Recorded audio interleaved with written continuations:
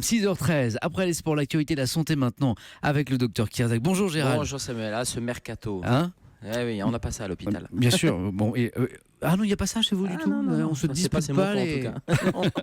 Alors aujourd'hui, Gérald, à la veille de la 3e journée nationale de l'eczéma, vous nous parlez de cette maladie de peau. C'est la 2e affection cutanée après l'acné. D'abord, expliquez-nous, c'est quoi l'eczéma? C'est une maladie de peau, vous l'avez bien dit. Ça vient du grec eczéma, ça veut dire sortir en bouillonnant. Ça veut bien dire ce que ça veut dire. Ce sont des plaques rouges qui démangent des vésicules. Il y a des formes aiguës et effectivement ça gratte, mais il y a des formes chroniques, il y a des formes surinfectées, ce qu'on appelle l'impétiginisation, c'est-à-dire que ça va se surinfecter et ça va atteindre tout le corps, parce que c'est une maladie qui n'est pas uniquement localisée sur une partie du corps, et donc ça peut franchement devenir un vrai handicap. Et une maladie qui touche 2 millions de personnes dans notre pays. Quels sont les facteurs et les symptômes? Alors, il y a essentiellement une cause allergique, alors les symptômes, donc on l'a dit, cette maladie de peau qui va démanger, mais c'est surtout la cause allergique, et c'est pour ça que ça augmente d'ailleurs. C'est une maladie qui a tendance à, on appelle la dermatite atopique, c'est tout ce contexte allergique, surtout chez les enfants, c'est de 10 à 25% des enfants, et c'est plutôt une maladie de l'enfant et de l'adulte jeune, avec heureusement une disparition à l'âge adulte. Ça peut continuer de manière chronique, mais généralement ça va passer au bout de quelques années,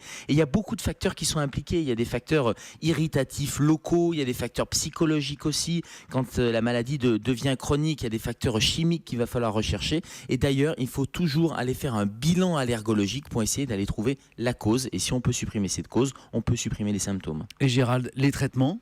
Alors les traitements, déjà c'est pas contagieux, c'est bien qu'il y ait une journée comme ça de l'eczéma, parce que ça permet de rappeler que ce n'est pas contagieux. Et les traitements, c'est à la fois des traitements locaux, alors des traitements pour éviter d'aller, il faut respecter la barrière cutanée, donc il faut éviter d'aller irriter la peau, ça c'est valable pour toutes les maladies dermatologiques. Donc on évite tout ce qui est savon très irritant, on évite de trop laver également. Et puis il y a des traitements comme la cortisone locale, ou parfois un traitement général. Et puis on va éviter les textiles qui vont irriter, vous savez, alors surtout l'été, il vaut mieux privilégier le coton, le lin, on va éviter la laine parce que ça irrite.